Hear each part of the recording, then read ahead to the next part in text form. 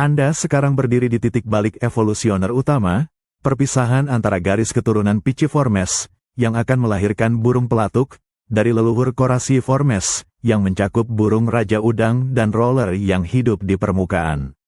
Ini adalah momen divergensi besar, yang didorong oleh keputusan ekologis sederhana. Apakah Anda akan terus bersaing di permukaan, atau apakah Anda akan menaklukkan ceruk kayu keras? Anda melihat burung-burung di garis Coraciiformes mempertahankan desain tengkorak yang lebih ringan dan lidah pendek, berfokus pada mangsa yang bergerak cepat di udara atau di permukaan air. Namun, di garis Piciformes yang kini Anda ikuti, tekanan kelangkaan sumber daya memaksa mereka untuk berinvestasi pada pertahanan kayu. Divergensi dimulai dengan perubahan yang berani, peningkatan kepadatan tulang frontal. Di garis Piciformes, individu yang secara genetik memiliki tulang kepala yang lebih tebal dan lebih keras memiliki peluang lebih besar untuk bertahan dari mematuk secara eksploratif tanpa cedera. Perubahan pada tengkorak ini segera diikuti oleh evolusi yang mendukung stabilitas. Anda melihat jari-jari kaki mulai bergerak ke konfigurasi zygodaktili, dua depan, dua belakang, dan tulang pigostyle di ekor menjadi jangkar yang lebih kuat. Ini adalah sinyal yang jelas. Garis keturunan ini meninggalkan pengejaran di udara untuk merangkul kehidupan di batang pohon. Seiring berjalannya jutaan tahun, divergensi ini semakin jelas. Di garis Piciformes, Anda melihat tulang spongi berkembang di belakang tengkorak padat. Anda melihat otot leher menjadi pengunci yang presisi, dan yang paling dramatis, Anda menyaksikan hyoid, tulang lidah, memanjang, melilit seluruh tengkorak. Hyoid ini adalah deklarasi spesialisasi. Ia mengamankan kepala Anda sambil memberikan kemampuan untuk menombak larva jauh di dalam kayu. Garis keturunan Piciformes telah memilih jalan brutal. Mereka harus menjadi insinyur mekanik yang unggul untuk bertahan hidup, mengatasi gaya G yang mematikan. Sedangkan, garis Coraciiformes mempertahankan desain yang lebih serbaguna. Burung pelatuk modern yang Anda lihat hari ini adalah hasil langsung dari perpisahan kuno itu. Keberhasilan mereka adalah monumen bagi tekanan selektif yang mendorong spesialisasi ekstrim. Mereka menaklukkan ceruk yang tidak dapat disentuh oleh kerabat mereka yang hidup di permukaan, semua karena mereka memilih untuk mengubah kepala mereka menjadi mahakarya biomekanik yang dapat menahan hantaman konstan dan ekstrim. Evolusi menciptakan perbedaan karena sumber daya di permukaan bumi tidak pernah cukup untuk semua orang. Anda mengamati pemandangan yang membingungkan. Di hutan Eosen, ada burung-burung lain yang berevolusi untuk memanjat batang pohon. Mereka adalah trunk clinging bird lainnya, seperti tree creeper atau nudeches. Mereka juga mencari makan di kulit kayu, tetapi mereka tidak mengebor. Mengapa? Ini adalah ekos konvergen, spesies yang memecahkan masalah memanjat, tetapi gagal memecahkan masalah benturan. Anda melihat burung-burung ini mengembangkan cakar yang kuat dan bahkan beberapa modifikasi ekor untuk stabilitas. Namun, mereka tetap berpegang pada metode berburu yang aman, mematuk dangkal ke kulit kayu lunak atau hanya mengumpulkan serangga dari permukaan. Perbedaannya terletak pada batas biomekanis kepala. Burung-burung pemanjat lainnya tidak memiliki kepadatan tulang frontal yang diperlukan. Mereka tidak memiliki tulang spongi khusus yang secara struktural dirancang untuk menyerap gaya G tinggi. Jika mereka mencoba meniru pukulan burung pelatuk, mereka akan mengalami pendarahan otak fatal atau gegar otak yang cepat. Mereka tidak memenangkan lotere genetik untuk pertahanan kepala. Di sisi lain, Anda melihat burung pelatuk modern. Di bawah tekanan kelaparan yang lebih ekstrim, mereka didorong untuk berinovasi.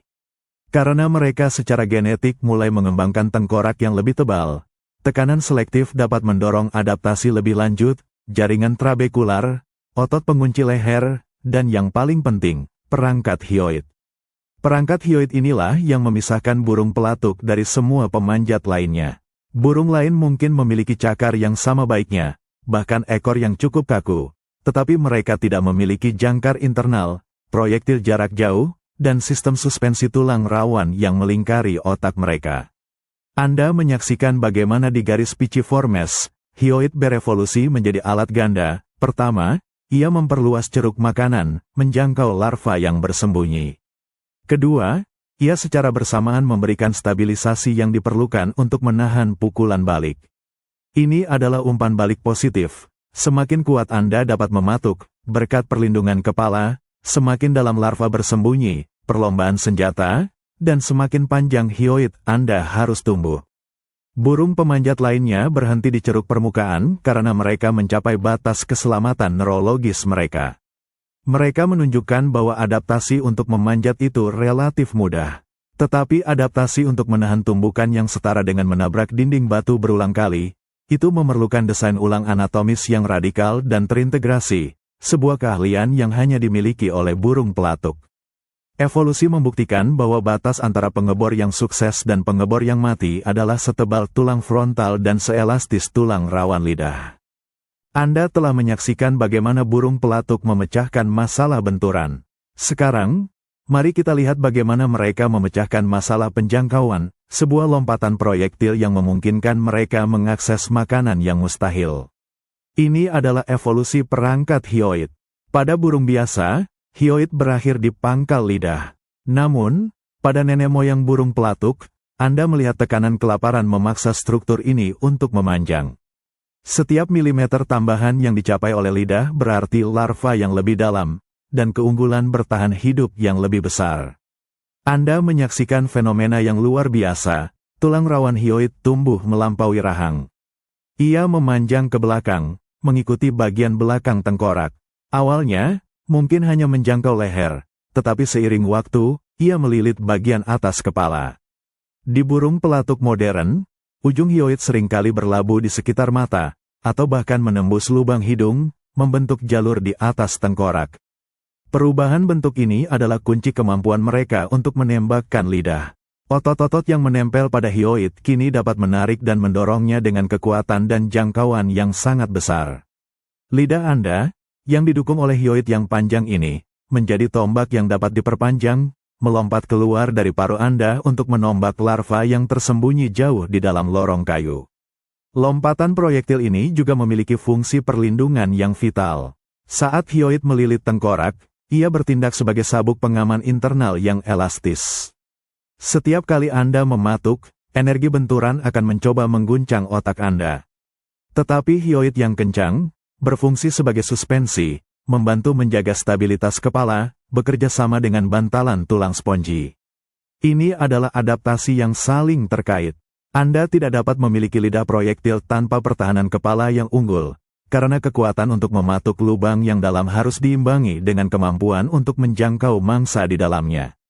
Burung pelatuk modern adalah pemanen ceruk. Mereka telah memenangkan perlombaan senjata dengan serangga penggerek kayu karena mereka berevolusi untuk menaklukkan ruang, menjangkau larva yang merasa aman di dalam inti pohon.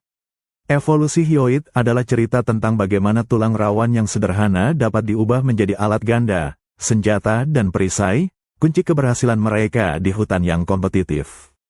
Setelah Anda mematuk lubang yang sempurna, tantangan berikutnya muncul, bagaimana cara mengeluarkan mangsa dari lorong yang gelap dan licin. Evolusi tidak berhenti hanya dengan lidah yang panjang. Anda melihat penyempurnaan pada ujung proyektil itu sendiri. Pada awalnya, lidah Proto-Pitciformes mungkin hanya sedikit lengket. Namun, ketika mereka mulai menargetkan larva yang lebih besar dan lebih kuat yang menolak untuk ditarik, tekanan seleksi mendukung pengembangan alat penangkap yang lebih efektif. Anda menyaksikan evolusi ujung berduri. Lapisan keratin di ujung lidah mulai mengeras dan membentuk kait kecil yang menunjuk ke belakang. Kait keratin ini adalah kail ikan biologis Anda. Ketika Anda menombakkan lidah ke dalam lorong dan menusuk larva, kait-kait ini mengunci mangsa, memungkinkan otot-otot hyoid menariknya keluar dengan aman dari kegelapan. Namun, kemampuan mematuk dan menusuk saja tidak cukup. Anda harus tahu di mana mangsa Anda berada. Lorong-lorong di bawah kulit kayu sangat gelap. Anda melihat konsentrasi reseptor sensorik dan rasa khusus berkembang pesat di ujung lidah. Meskipun disebut reseptor rasa, mereka berfungsi lebih seperti sensor sentuhan dan kimia. Ketika lidah Anda menyentuh terowongan, Anda dapat mendeteksi getaran kecil, suhu, dan bahkan jejak kimia yang ditinggalkan oleh larva.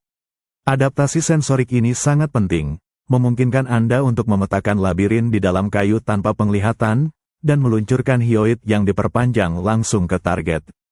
Ini adalah kombinasi mekanik dan neurologis, Anda memiliki mata bor yang sempurna dan sensor remote untuk menemukan harta karun di dalamnya. Semua keahlian lidah ini didukung oleh infrastruktur pertahanan kepala. Anda melihat tengkorak padat di depan, tulang spongi yang meredam di belakang, otot yang mengunci leher, dan hyoid yang melilit tengkorak yang berfungsi ganda sebagai suspensi dan mekanisme peluncuran. Lidah berduri dan bersensor dari burung pelatuk modern adalah bukti bahwa spesialisasi harus total. Anda harus bisa memukul, menjangkau, dan menangkap. Keberhasilan mereka adalah tentang bagaimana detail mikroskopis, kait keratin kecil, dapat mengubah kemampuan spesies untuk mengakses sumber daya, memungkinkan mereka untuk mengklaim ceruk yang mustahil bagi hampir semua makhluk lain. Anda telah melihat hyoid memanjang, tetapi sekarang, Anda menyaksikan puncak desainnya, sirkuit kranium. Tulang lidah ini tidak lagi hanya memperpanjang jangkauan Anda, ia menjadi bagian integral dari sistem suspensi benturan, melilit seluruh tengkorak Anda. Pada leluhur burung pelatuk, hyoid mulai tumbuh di luar rahang. Setiap generasi, tekanan untuk mendapatkan larva yang lebih dalam mendorong perpanjangan yang lebih ekstrim. Anda melihat tulang rawan yang elastis ini mengikuti garis tulang belakang leher, lalu berbelok ke atas dan menyusuri bagian belakang tengkorak. Ini adalah perjalanan yang mengubah anatomi, didorong oleh kelaparan. Ketika hyoid menyelesaikan lilitannya, seringkali berlabuh di sekitar lubang hidung, ia menciptakan tegangan pasif di sekitar tengkorak. Tegangan ini memiliki dua fungsi mekanis yang penting. Pertama, ia adalah katrol yang sempurna untuk meluncurkan lidah berduri keluar, memungkinkan Anda untuk menombak mangsa yang jauh. Kedua, dan ini sangat penting, ia bertindak sebagai sabuk pengaman internal, pegas dinamis, atau sirkuit kranium. Setiap kali Anda mematuk, gaya kejut mencoba mengguncang otak Anda. Hyoid yang melilit, yang diikat erat, memberikan perlawanan elastis terhadap gerakan ini. Ia membantu mencegah gerakan maju mundur atau gerakan rotasi yang mematikan, melengkapi perlindungan yang diberikan oleh otot leher yang mengunci dan tulang spongi internal. Anda menyaksikan bagaimana integrasi hyoid ini bekerja secara harmonis dengan semua pertahanan lainnya. Paru yang padat memecah kayu. Tulang spongi meredam benturan awal. Otot leher memastikan kepala Anda stabil. Dan hyoid bertindak sebagai penstabil halus terakhir, menjamin bahwa otak Anda tetap diam relatif terhadap tengkorak. Semua keahlian di kepala ini didukung oleh tripod kelangsungan hidup Anda, cakar zigodaktili dan ekor rectrices yang kaku yang berlabuh ke pygostyle yang kuat.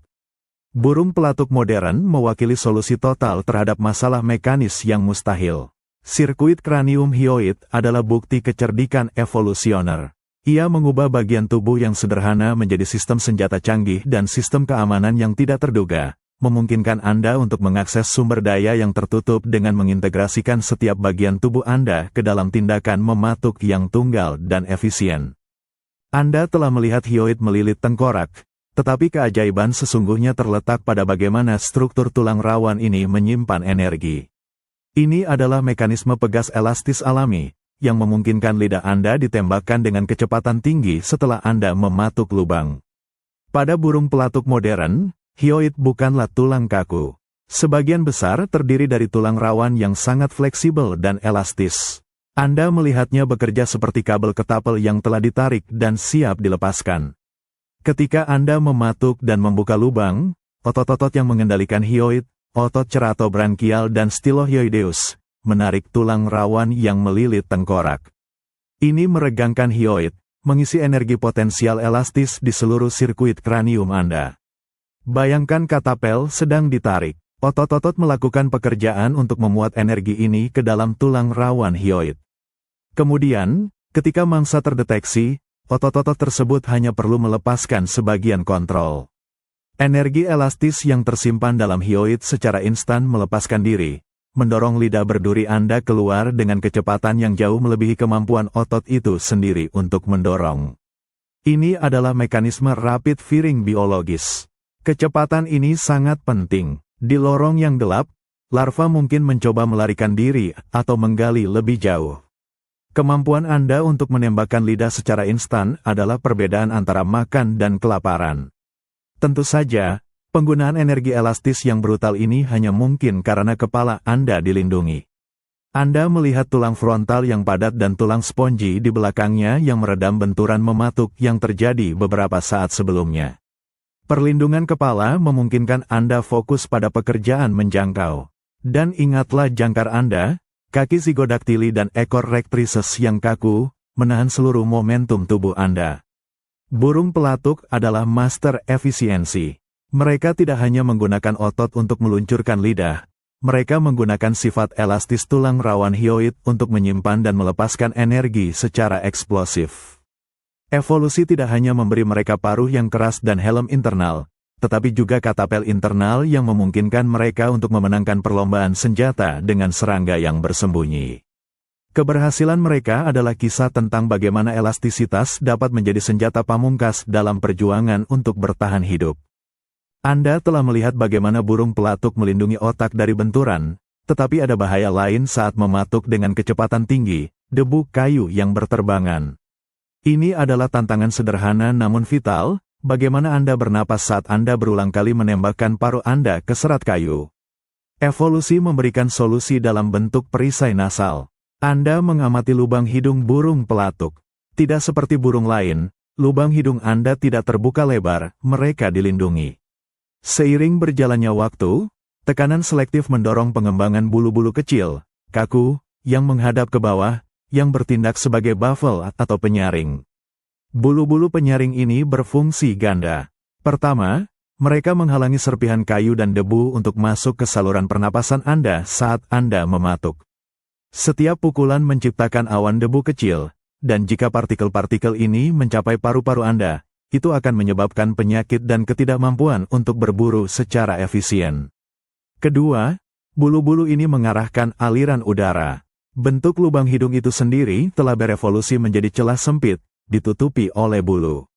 Ketika Anda sedang mematuk dengan kecepatan luar biasa, mencapai 20 pukulan per detik, Anda tidak dapat mengambil napas dengan risiko debu masuk.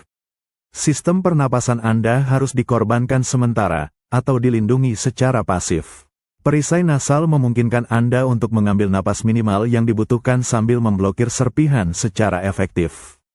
Perlindungan hidung ini adalah detail kecil, tetapi ia memungkinkan seluruh sistem biomekanik benturan bekerja.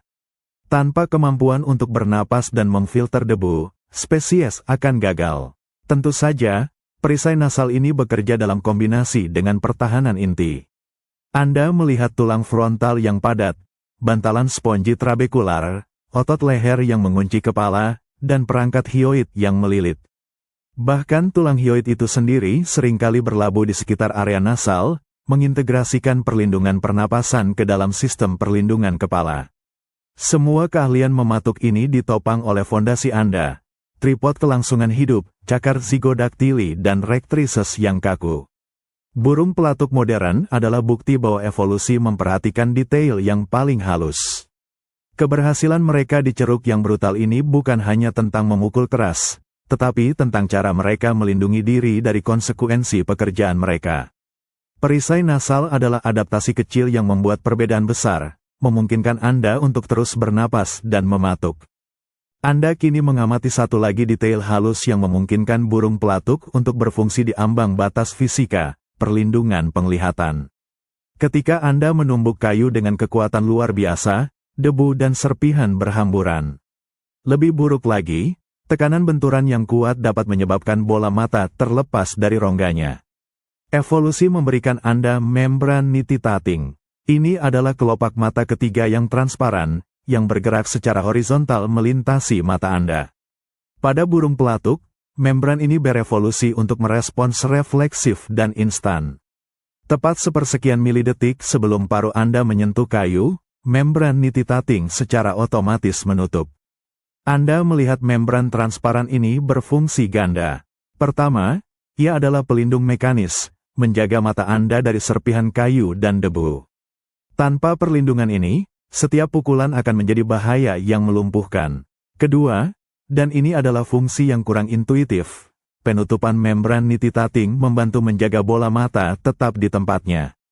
Benturan yang tiba-tiba menciptakan tekanan internal yang besar. Membran yang tertutup rapat, bekerja bersama dengan otot di sekitar mata, memberikan dukungan struktural yang menahan bola mata di rongganya, mencegahnya terlepas atau rusak akibat deselerasi ekstrim. Ini adalah perlindungan hidrolik bagi mata Anda. Meskipun membran itu transparan, penutupannya yang cepat menciptakan blackout visual singkat. Namun, dalam konteks mematuk yang terjadi dalam hitungan milidetik, kehilangan penglihatan yang sangat singkat ini adalah harga yang layak dibayar untuk kelangsungan penglihatan Anda. Adaptasi mata ini adalah bukti bahwa seluruh sistem biomekanik harus sempurna. Tengkorak yang melindungi otak, perisai nasal yang melindungi pernapasan, dan membran nititating yang melindungi penglihatan. Semua detail ini harus disinkronkan, memungkinkan Anda untuk mematuk ribuan kali tanpa kerusakan akumulatif. Anda melihat bagaimana mekanisme pertahanan ini beroperasi dalam harmoni total dengan sistem penggerak dan penjangkaran. Mulai dari kaki zigodaktili dan ekor rectrices yang kaku, hingga tulang spongy di kepala dan hyoid yang melilit. Burung pelatuk adalah keajaiban teknik terpadu. Mereka menaklukkan batas fisika dengan memperlakukan setiap aspek tubuh mereka sebagai bagian dari sistem yang sama. Anda telah menyaksikan hutan berubah. Kita melompat ke pemanasan Miosen Tengah, sebuah periode di mana stres iklim meningkat secara global, mempercepat spesialisasi di habitat hutan. Pemanasan ini mengubah pola hujan, menciptakan periode kering yang lebih lama, dan memengaruhi vegetasi. Apa dampaknya pada burung pelatuk? Ketika hutan mengalami stres, pohon menjadi lebih rentan terhadap serangga penggerek. Namun, kayu yang lebih kering juga menjadi lebih keras dan lebih sulit untuk ditembus. Sumber daya permukaan menghilang lebih cepat, dan larva di dalam kayu menjadi satu-satunya sumber protein yang dapat diandalkan selama musim kemarau yang berkepanjangan. Tekanan ganda ini, kayu yang lebih keras dan makanan yang lebih tersembunyi, mendorong burung pelatuk untuk menyempurnakan setiap adaptasi yang telah mereka kembangkan. Evolusi tidak lagi hanya memilih mereka yang bisa mematuk, tetapi mereka yang bisa mematuk paling keras, paling akurat, dan paling aman. Anda melihat penyempurnaan pada tengkorak. Kepadatan tulang frontal meningkat, menjadi lebih padat daripada sebelumnya. Tulang spongy di belakangnya semakin halus dan efisien dalam mendistribusikan energi, menanggapi peningkatan kekuatan benturan. Ini adalah perlombaan senjata antara burung pelatuk dan densitas kayu. Otot-otot leher dan rahang kini bereaksi dengan presisi yang lebih tinggi. Gaya G yang harus ditahan burung pelatuk modern luar biasa, tetapi sistem otot mereka sekarang mengunci kepala secara aktif, mengurangi setiap gerakan rotasi minimal yang dapat menyebabkan kerusakan saraf. Perangkat hyoid juga merespons. Karena larva mungkin bersembunyi lebih dalam di kayu kering yang lebih tahan lama, hyoid memanjang hingga batas biologisnya, memastikan jangkauan maksimum. Elastisitas tulang rawan ini tidak hanya membantu peluncuran lidah, tetapi juga memberikan ketahanan termal, membantu burung pelatuk mengelola energi dalam lingkungan yang memanas. Di bagian bawah, tripod kelangsungan hidup menjadi lebih kokoh. Pygostyle diperkuat lebih lanjut untuk menahan beban kejut, dan bulu rectrices semakin kaku, memastikan bahwa landasan Anda tidak pernah goyah di batang pohon yang vertikal. Pemanasan Miosen Tengah adalah katalisator. Itu mengubah mematuk dari perilaku yang menguntungkan menjadi prasyarat untuk bertahan hidup. Burung pelatuk modern adalah hasil dari periode stres iklim yang intens ini, di mana spesialisasi biomekanik menjadi satu-satunya cara untuk mengatasi kelaparan dan tantangan fisik yang meningkat. Mereka adalah simbol dari seberapa jauh evolusi akan mendorong desain makhluk untuk menaklukkan batas lingkungan. Anda sekarang mendengar suara khas hutan burung pelatuk, ritme yang cepat dan keras. Ini bukan hanya tentang mencari makan, ini adalah peran seleksi seksual dan pertahanan teritorial yang didorong oleh evolusi biomekanik yang sama. Mematuk, atau drumming, telah berevolusi menjadi alat komunikasi yang penting. Burung pelatuk menggunakan tengkorak mereka yang kebal benturan untuk menghasilkan serangkaian pukulan yang bergema, seringkali pada kayu yang beresonansi tinggi. Ritme ini menyampaikan dua pesan penting, ketersediaan teritorial dan kualitas genetik individu. Anda melihat bagaimana betina memilih pasangan berdasarkan kualitas drumming. Seekor burung yang dapat memukul dengan ritme tercepat, paling keras, dan paling lama, secara tidak langsung mengiklankan bahwa ia memiliki pertahanan kepala yang unggul, tulang frontal yang padat, bantalan spongy yang efisien, dan kontrol otot yang sempurna.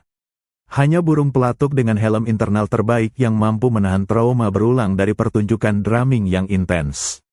Tekanan seleksi seksual ini memberikan dorongan tambahan pada penyempurnaan anatomis. Jika Anda memiliki sedikit pun kelemahan pada struktur spongi atau waktu kontraksi otot leher, drumming yang intens akan menyebabkan kerusakan otak. Mereka yang gagal, tidak mendapatkan pasangan. Anda menyaksikan kompetisi teritorial. Saat burung pelatuk lain memasuki wilayah Anda menggunakan drumming bukan hanya sebagai ancaman akustik, tetapi sebagai demonstrasi kekuatan fisik. Ritme yang kuat dan stabil menunjukkan bahwa Anda adalah pemilik sumber daya yang sah, didukung oleh mesin pengebor yang teruji. Perangkat hyoid juga berperan di sini. Meskipun terutama untuk berburu, tegangan elastisnya yang melilit tengkorak membantu menjaga integritas kepala selama drumming yang menghasilkan gaya G yang sangat tinggi, memastikan kinerja akustik tanpa cedera. Semua keahlian ini didukung oleh fondasi yang kokoh, cakar zygodaktili dan ekor rectrices yang kaku, yang memberikan stabilitas mutlak saat Anda melakukan pukulan yang berfungsi ganda sebagai iklan perkawinan. Burung pelatuk telah mengubah pekerjaan yang harus mereka lakukan untuk bertahan hidup menjadi bagian dari ritual perkawinan mereka. Evolusi telah membuat kesimpulan yang jelas. Untuk memenangkan pasangan, Anda harus dapat menabrakkan kepala Anda ke pohon berulang kali dan bertahan, menunjukkan kepada calon pasangan bahwa Anda memiliki gen yang mampu menaklukkan fisika yang kejam. Inilah cara adaptasi biomekanik berulang kali membentuk perilaku dan kelangsungan hidup. Anda telah menyaksikan bagaimana kepala burung pelatuk berevolusi menjadi helm. Sekarang, mari kita fokus pada ujung tombaknya, paruh-palu khusus. Paruh burung pelatuk adalah pahat yang harus mampu menahan ribuan benturan keras tanpa tumpul atau hancur. Anda melihat bahwa paruh Anda tidak hanya terbuat dari tulang, ujungnya ditutupi oleh lapisan keratin. Evolusi telah menyempurnakan laju pertumbuhan keratin ini secara diferensial. Keratin tumbuh lebih cepat di bagian paruh atas daripada di bagian bawah.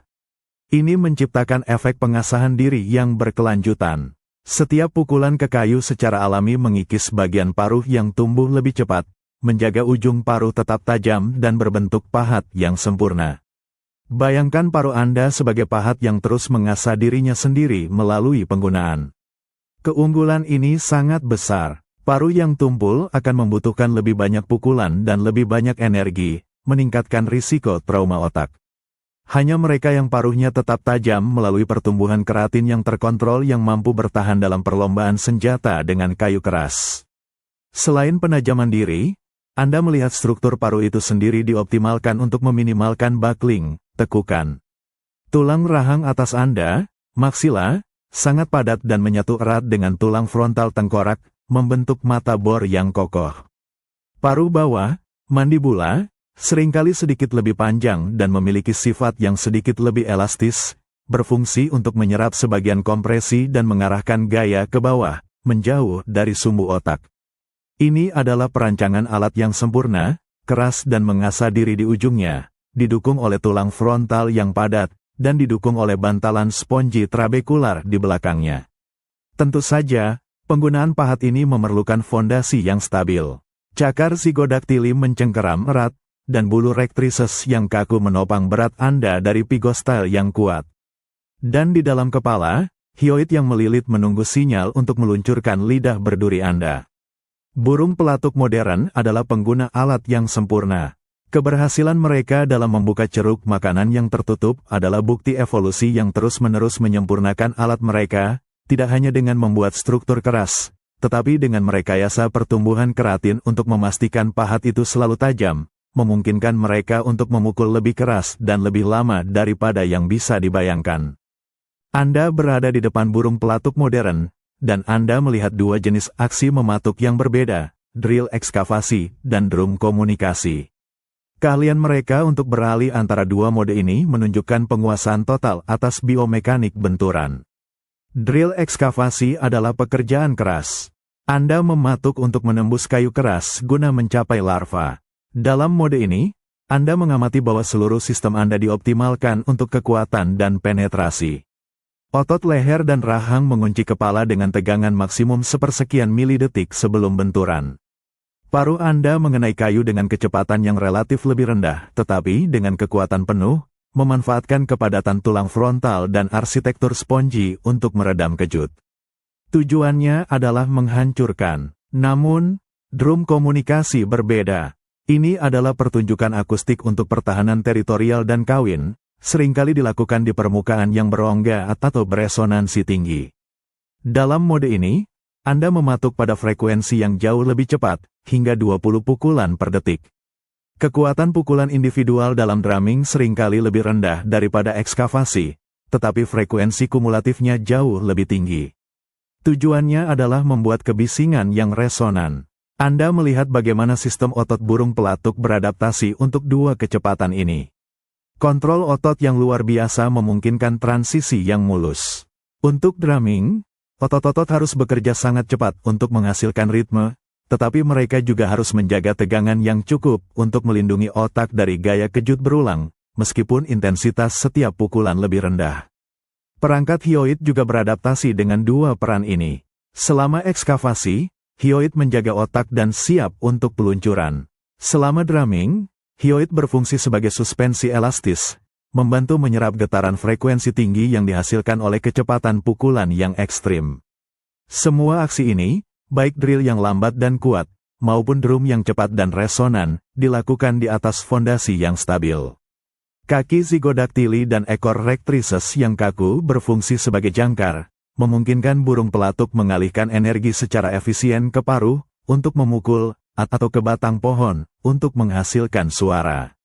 Burung pelatuk modern adalah pengguna alat serbaguna yang luar biasa. Mereka telah mengembangkan kemampuan untuk beralih antara kekuatan penetrasi dan kecepatan akustik, semua sambil menjaga otak mereka di bawah batas keselamatan. Mereka membuktikan bahwa adaptasi sejati bukan hanya tentang melakukan satu hal dengan baik, tetapi tentang memvariasikan tindakan ekstrim sambil mempertahankan integritas biomekanik di setiap skenario. Anda telah melihat burung pelatuk menaklukkan fisika, tetapi bahkan keajaiban biomekanik ini memiliki batas. Ini adalah batas kecepatan biomekanik, alasan mengapa burung pelatuk tidak dapat mematuk lebih cepat tanpa menyebabkan kerusakan diri yang fatal. Meskipun kepala Anda dirancang sebagai helm peredam kejut yang sempurna, Anda masih beroperasi di dekat batas toleransi fisik. Setiap benturan menghasilkan gaya deselerasi yang mencapai 1000 hingga 1500 kali gaya gravitasi. Jika Anda mematuk lebih cepat dari laju normal, yang sekitar 20 pukulan per detik untuk drumming atau sedikit lebih lambat untuk ekskavasi, Anda akan melampaui kemampuan mitigasi trauma tubuh Anda. Masalah utamanya adalah waktu pemulihan. Setelah setiap benturan, meskipun tulang frontal yang padat, tulang spongy, dan cairan CSF meredam kejut, dibutuhkan sepersekian detik bagi sistem untuk menormalkan tekanan internal dan memulihkan tegangan otot. Anda melihat bahwa otot leher dan rahang yang sangat terspesialisasi, yang berfungsi sebagai pengunci aktif, memerlukan waktu yang tepat untuk berkontraksi sebelum benturan dan kemudian sedikit rileks. Jika Anda mematuk terlalu cepat, otot-otot ini tidak akan memiliki waktu yang cukup untuk mengunci kembali, meningkatkan risiko gerakan rotasi kepala yang mematikan, whiplash. Tulang spongy di belakang tengkorak juga memiliki batas kompresi. Jika Anda memukul terlalu cepat, Anda berisiko membebani matriks trabekular sebelum ia sempat mengembang kembali, mengurangi kapasitas peredam kejutnya. Perangkat hyoid yang melilit, meskipun merupakan jangkar yang elastis, juga memiliki batas tegangan. Mematuk terlalu cepat akan membebani tulang rawan ini, yang dapat menyebabkan kelelahan material atau kegagalan struktural. Oleh karena itu, seleksi alam telah memilih kecepatan mematuk yang merupakan kompromi optimal, cukup cepat untuk menghasilkan energi yang dibutuhkan untuk menghancurkan kayu dan cukup lambat untuk memungkinkan sistem anti-gegar otak pulih. Burung pelatuk adalah pemukul keras yang paling efisien, tetapi mereka adalah budak dari fisika. Mereka telah mendorong batas evolusi, tetapi mereka tidak dapat melampaui hukum mekanika dasar. Kelangsungan hidup mereka bergantung pada penghormatan yang cermat terhadap batas kecepatan biomekanik, sebuah batas yang ditetapkan oleh waktu yang dibutuhkan untuk menghindari kerusakan diri. Anda sekarang melihat ke dalam catatan fosil, mempelajari mengapa burung pelatuk modern menjadi satu-satunya yang mampu bertahan. Kita melihat bukti kegagalan, sisa-sisa burung yang mencoba menembus kayu tetapi melampaui toleransi benturan mereka sendiri. Fosil nenek moyang burung yang memiliki kecenderungan mematuk, tetapi tidak memiliki adaptasi lengkap, sering menunjukkan kerusakan struktural. Anda melihat keretakan mikro yang menumpuk di tulang frontal mereka, tidak adanya tulang spongi yang efisien, dan tanda-tanda fraktur pada tulang belakang leher, bukti langsung bahwa gaya deselerasi membunuh mereka. Spesimen ini adalah filter evolusioner. Mereka gagal dalam ujian fisika. Mereka memiliki ambisi untuk mengebor, didorong oleh kelangkaan makanan, tetapi tidak memiliki perlengkapan biomekanik untuk melakukannya dengan aman. Mereka menunjukkan bahwa jika Anda tidak memiliki tulang frontal yang padat, tulang spongi trabekular, dan sistem otot pengunci, kepala Anda akan mengalami kegagalan. Kegagalan yang paling umum adalah trauma rotasi. Tanpa kontrol otot leher yang sempurna untuk mengunci kepala, dan tanpa perangkat hyoid yang melilit tengkorak, benturan menyebabkan gerakan putar otak yang merusak. Fosil menunjukkan leher yang tidak memiliki titik penjangkaran dan ligamentum yang diperkuat, yang merupakan ciri khas kegagalan whiplash awal. Anda mengamati perbedaan struktural pada paruh. Burung yang gagal sering memiliki paruh yang simetris atau terlalu fleksibel, yang berarti gaya kejut diteruskan langsung ke pusat tengkorak tanpa dialihkan ke tulang rahang bawah yang lebih padat. Di sisi lain, setiap adaptasi pada burung pelatuk modern adalah respons langsung terhadap mode kegagalan ini. Kepadatan tulang frontal adalah respons terhadap fraktur, tulang spongi adalah respons terhadap deselerasi instan, otot pengunci adalah respons terhadap gerakan rotasi, dan hyoid yang melilit adalah respons terhadap kebutuhan akan jangkar yang dinamis. Keselamatan burung pelatuk modern adalah hasil dari jutaan tahun kegagalan yang tersingkir dari garis keturunan. Mereka yang bertahan telah memadukan setiap solusi mekanis dan hidrolik ke dalam satu mesin pengebor. Kelangsungan hidup mereka hari ini adalah pengingat bahwa evolusi adalah proses yang brutal dan tanpa kompromi, di mana batas antara adaptasi yang brilian dan kepunahan seringkali hanya setipis celah pada tulang rawan. Anda telah menyaksikan evolusi pengeboran kayu keras. Sekarang, mari kita lihat bagaimana keahlian itu menyebabkan radiasi adaptif. Dengan tengkorak yang tahan benturan, garis keturunan burung pelatuk dapat mengeksplorasi sumber makanan baru yang sebelumnya mustahil. Salah satunya adalah getah pohon. Anda melihat munculnya sapsuckers, subspesies burung pelatuk yang menyimpang dari pengeboran larva di dalam kayu mati. Mereka menggunakan kekuatan mematuk mereka bukan untuk menghancurkan inti, melainkan untuk membuat lubang dangkal dan rapi di pohon yang hidup. Lubang-lubang ini menembus lapisan floem dan xilem, memungkinkan getah kayak gula mengalir keluar. Ini adalah strategi pemberian makan osmotik yang sangat terspesialisasi. Sapsuckers memanen cairan yang mengalir keluar dari lubang ini, seringkali kembali ke kebun lubang yang sama secara berulang. Ini mengurangi kebutuhan akan pukulan keras yang berkelanjutan. Bagaimana adaptasi sapsuckers berbeda, meskipun mereka mewarisi helm benturan yang sama, tulang frontal padat, tulang spongi, otot pengunci, Anda melihat perubahan pada alat mereka. Paruh mereka cenderung lebih pendek dan ujungnya lebih seperti pahat persegi. Ideal untuk membuat lubang yang rapi dan terukur, bukan lubang yang dalam dan tidak beraturan. Perangkat hyoid mereka juga berubah.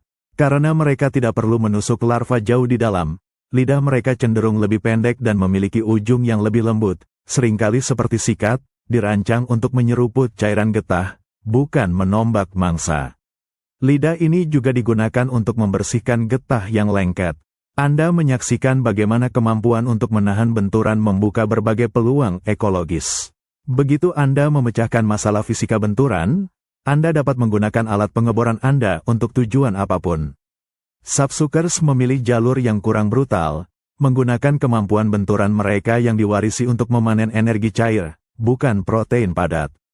Burung pelatuk adalah contoh sempurna bagaimana spesialisasi yang ekstrim, dalam hal ini, perlindungan kepala, dapat memicu diversifikasi. Dengan mengatasi tantangan terberat, mereka dapat memanfaatkan sumber daya baru, menciptakan gaya hidup baru. Evolusi selalu menemukan cara untuk memanfaatkan desain yang berhasil. Anda menyaksikan fenomena evolusioner yang unik, flickers, spesies burung pelatuk yang kembali ke tanah. Meskipun nenek moyang mereka menghabiskan jutaan tahun untuk menaklukkan kayu, Flickers menemukan bahwa sumber daya yang melimpah, seperti semut, tersembunyi di bawah tanah. Ini adalah regresi ekologis, tetapi dengan bagasi evolusioner yang mengesankan. Anda melihat Flickers berjalan dan melompat di tanah, mencari sarang serangga. Mereka tidak lagi bergantung pada rektrises yang kaku untuk menopang, sehingga bulu ekor mereka sedikit kurang kaku dibandingkan dengan burung pelatuk murni. Cakar Zygodaktili mereka, meskipun diwariskan, kini lebih sering digunakan untuk berjalan atau menggali tanah daripada mencengkeram vertikal. Namun, yang menakjubkan adalah mereka mempertahankan peralatan pengeboran inti. Meskipun mereka jarang mematuk kayu keras, mereka menggunakan mekanisme yang sama untuk menembus tanah padat atau menghancurkan gundukan semut. Adaptasi terbesar pada Flickers terletak pada lidah mereka. Anda melihat bahwa karena mangsa utama mereka adalah semut kecil, bukan larva besar, hyoid mereka diperpanjang hingga ekstrim, bahkan lebih panjang dari sebagian besar burung pelatuk lainnya. Hyoid melilit hampir seluruh tengkorak untuk memberikan jangkauan maksimum. Lidah itu sendiri tidak lagi memiliki duri yang berat, tetapi dilapisi dengan lendir yang sangat lengket, dirancang untuk menyapu ribuan semut sekaligus dari terowongan bawah tanah. Ini adalah kasus di mana adaptasi ekstrim untuk satu ceruk, perlindungan kepala, dapat digunakan kembali untuk ceruk yang sama sekali berbeda, berburu semut. Tanpa tulang frontal yang padat dan bantalan spongi di kepala, pukulan ke tanah yang keras atau batu kecil akan tetap menimbulkan trauma. Flickers mewarisi helm tersebut, memungkinkan mereka untuk mengeksploitasi sumber makanan baru yang menuntut kekuatan benturan. Kehidupan Flickers adalah bukti bahwa evolusi itu ekonomis. Setelah sebuah struktur telah dioptimalkan secara radikal, seperti tengkorak anti gegar otak, struktur itu tidak akan hilang. Sebaliknya, ia menjadi alat serbaguna yang dapat diaplikasikan pada tantangan ekologis baru. Mereka telah meninggalkan kanopi, tetapi mereka membawa bersama mereka warisan biomekanik yang memungkinkan mereka untuk menaklukkan dunia di bawah tanah. Anda sekarang menyaksikan dominasi habitat yang diwujudkan dalam diri raksasa pileatid. Ini adalah burung pelatuk terbesar di hutan, dan ukuran mereka menuntut peningkatan besar pada semua mesin biomekanik yang telah kita amati. Peningkatan skala berarti peningkatan massa, dan lebih banyak massa berarti benturan menghasilkan energi kinetik yang jauh lebih besar. Burung pileatid tidak hanya mematuk lubang, mereka menghancurkan kayu besar untuk mencari sarang semut tukang kayu yang besar. Untuk menahan gaya maksimum ini, Anda melihat bahwa tengkorak pileatid telah menjadi sangat kaku. Tulang frontal mereka sangat padat, dan arsitektur trabekular, tulang spongi, telah diperkuat untuk menyerap kejutan yang jauh lebih besar tanpa gagal. Semua elemen redaman harus ditingkatkan secara proporsional. Paruh mereka sendiri adalah pahat besar yang tebal, dengan tepi yang sangat tajam yang terus diasah oleh pertumbuhan keratin yang diferensial. Otot leher mereka, yang berfungsi sebagai rem aktif, sangat besar dan kuat, mampu mengunci kepala dengan kekuatan yang diperlukan untuk menahan momentum benturan dari seluruh tubuh mereka yang lebih besar. Dan hyoid mereka, tulang rawan elastis ini memanjang di sekitar tengkorak, tidak hanya untuk menjangkau mangsa yang lebih dalam di batang pohon yang lebih tebal, tetapi juga untuk memberikan stabilitas tambahan bagi otak yang mengalami gaya deselerasi yang lebih tinggi. Peningkatan ukuran juga menuntut landasan yang sempurna. Anda melihat cakar Zygodaktili yang sangat kuat, dan bulu rektrises di ekor yang tebal seperti besi. Pigostel yang menahan bulu-bulu ini harus mampu menahan beban kejut yang jauh lebih besar. Tanpa tripod kelangsungan hidup yang ditingkatkan ini, pileatid akan hancur sendiri di setiap pukulan. Burung pileatid adalah bukti bahwa evolusi dapat meningkatkan skala desainnya tanpa mengorbankan keamanan. Mereka menaklukkan habitat mereka dengan mendominasi ceruk kayu keras, memanfaatkan mesin biomekanik yang telah disempurnakan selama jutaan tahun untuk memberikan daya maksimum. Mereka bukan hanya pemukul, mereka adalah perwujudan kekuatan yang terkendali, menunjukkan batas tertinggi dari apa yang dapat dicapai oleh adaptasi benturan. Anda telah menyeberang ke lingkungan yang paling tidak mungkin bagi burung pelatuk, gurun yang gersang. Di sini, Anda mengamati gila woodpecker, sebuah spesialis yang telah mengambil peralatan pengebor hutan dan mengadaptasinya untuk menaklukkan kaktus raksasa saguaro. Kaktus saguaro memberikan tantangan yang sangat berbeda. Permukaan luarnya sangat berserat dan keras, tetapi intinya terdiri dari jaringan yang lembek dan berair. Burung gila mematuk saguaro bukan hanya untuk larva, tetapi untuk menggali sarang yang aman dan sejuk di lingkungan yang ekstrim ini. Meskipun kayu kaktus tidak sepadat kayu pohon ek, tantangan terbesarnya adalah kelembaban dan serat internal yang tidak terstruktur.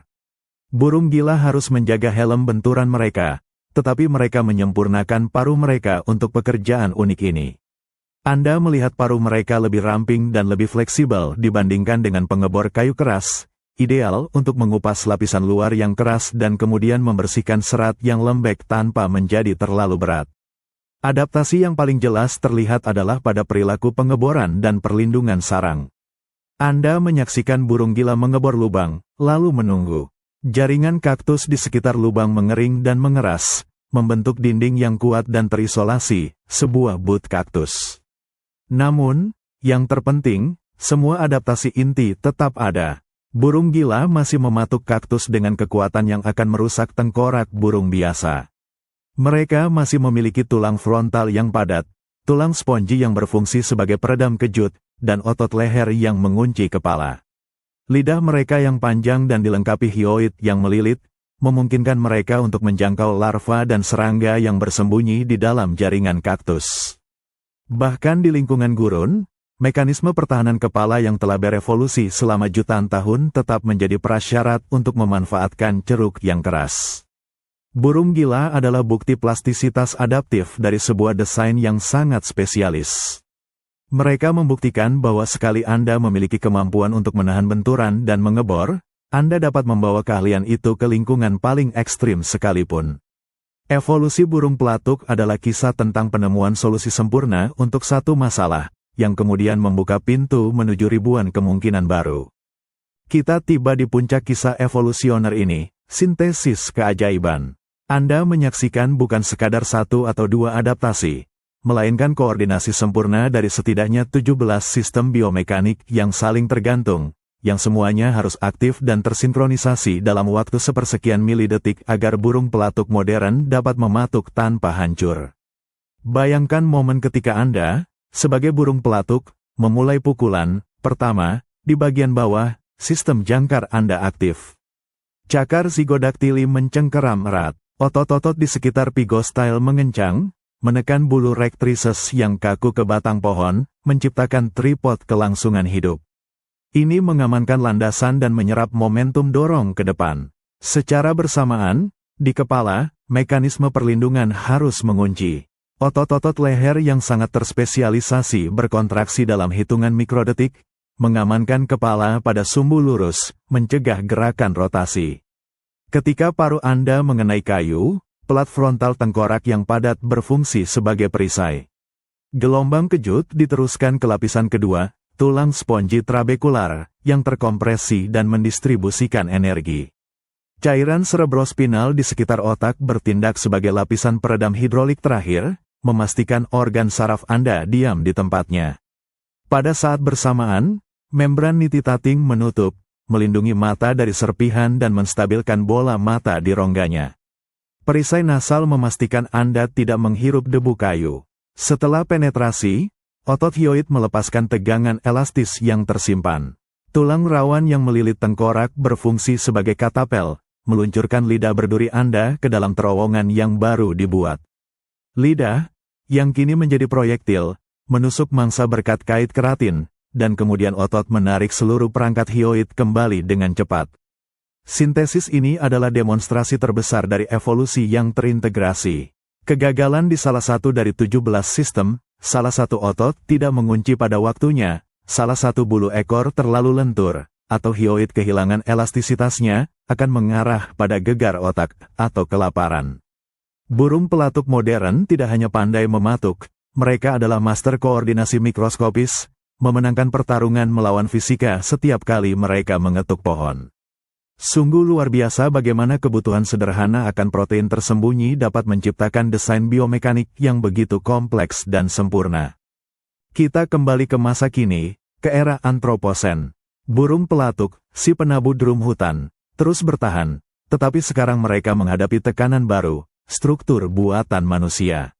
Anda melihat mereka mengetuk tiang telepon, pagar, atau bahkan atap logam. Adaptasi yang sempurna untuk kayu kini diterapkan pada material baru.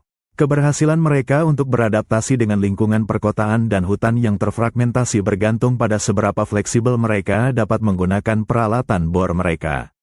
Meskipun helm benturan mereka luar biasa, mereka tetap beroperasi di ambang batas fisika. Burung pelatuk tahu bahwa mematuk permukaan logam atau beton akan menghasilkan gaya balik yang jauh lebih besar daripada kayu. Mereka yang cerdas secara perilaku menghindari material yang tidak dapat ditembus atau memodifikasi intensitas pukulan mereka. Ini adalah bentuk seleksi alam yang baru, yang menguji penilaian kognitif mereka terhadap biomekanik. Anda melihat proses penyempurnaan terus berlanjut.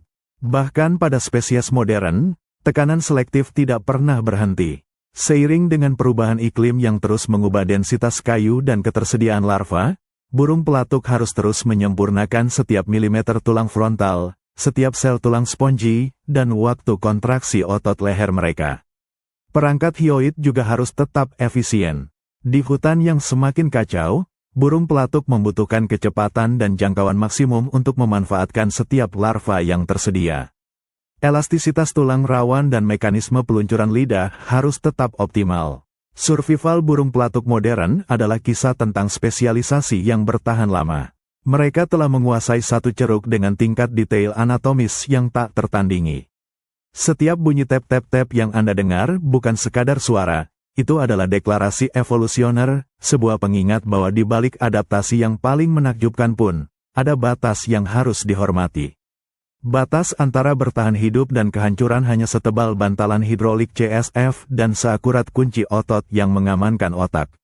Burung pelatuk akan terus beradaptasi, selamanya menjadi penabuh drum terkuat di dunia.